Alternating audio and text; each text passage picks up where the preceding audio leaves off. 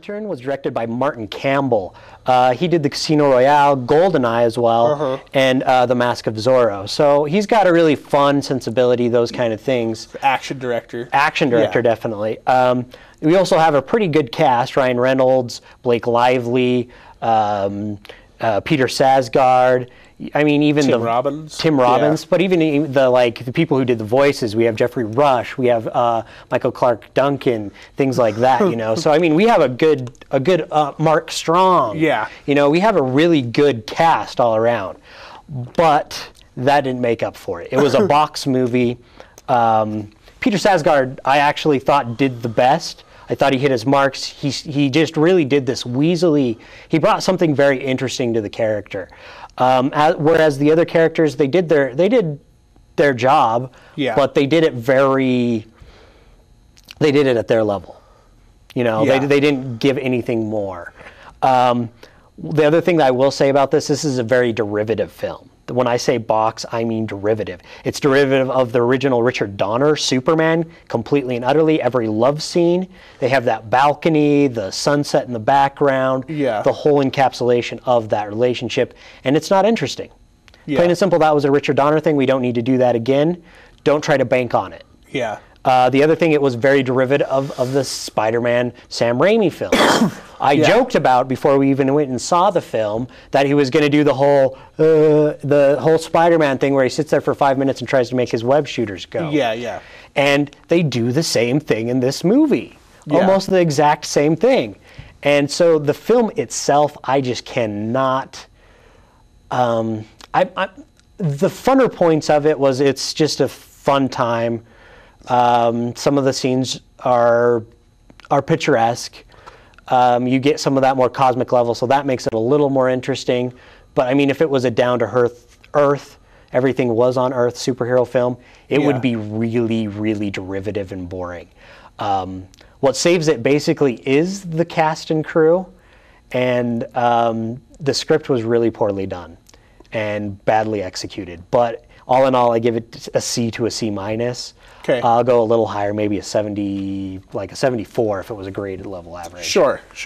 I agree. I give it a C minus as well.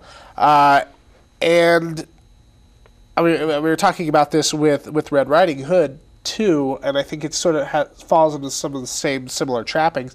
It's just a very pedestrian screenplay. It's like, let's try and just get the superhero formula X, Y, and Z equals, Well, it was a demographics movie. Exactly. They said, what's worked in other superhero movies? Let's try and do that again. And because of that, it doesn't feel... it just feels like it's on a train track. It's just, you know where everything's going to go. Well, after the last and everything seems really uninspired. Well, I mean, after the last few years with comic books movies in particular, we also know that these films can and should be better. Can and should be better. I mean, even the last few in this year they've had... just the action and everything, the story have been more fun. The comedy had higher comedy elements. Thor and X-Men. And those films in general just kind of hit their marks a lot better. And they didn't particularly just necessarily try to nudge into the demographic. They tried to stand on their own as a film. Yeah, and as I told you earlier, I think, a movie dealing with the power of energy, it felt like this movie had no energy. It was never seemed to get off the ground, no matter how hard they tried. Even when they were starting to build momentum, let's have another love scene with Blake Lively. And then we'll move it a little bit. Peter Sarsgaard, he's creepy, he's getting these weird powers he doesn't know what. Love scene with Blake Lively. It's like, it really felt like all of those scenes were just like weights on the movie. Well, you even commented that one of the biggest fight scenes of the whole movie, they're fighting on the ground. Yes, I completely agree. The dynamicness and what you need from a film like this was not there. And all the actors just seemed bored to be there. It seemed like they were not inspired. The screenplay was not inspired. You could tell that the director, Martin Campbell, who I do think is generally a good director, and he's done better work than this. He has no excuse for this movie. It seems like he didn't take it seriously. Like this was a paycheck movie for him. And it really comes through. people make fun of these comic book movies sometimes as being like kiddie fodder, but it's only when you see kind of a bad one like this that you realize there is sort of an art to making these kinds of movies work. Right. And I'm a huge Green Lantern fan. I'm a big comic book nerd.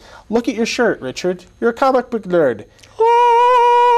No, and it's true. as big a fanboys as we are, this movie just wasn't that interesting. No, I completely agree. I'll just give you a high five agreement with this film. Woo! C-, baby. Yeah. So, also, the other one big element that they missed out on this, they only kind of talked about it a little bit, is that he was a beat cop. If they would have went more that way, made training day in outer space, basically, would have been better. An intergalactic beat cop. Yeah. Well, that whole element of the cosmic element, which was the far more interesting, was the most underdeveloped. Right. Instead, we just get 17 scenes with Blake Lively and him having emo conversations about their relationship. True. So that's our show today. Again, we reviewed Red Riding Hood, Super 8, Tree of Life, and Green Lantern. And don't forget to check out our review archives at youtube.com/videoclerk.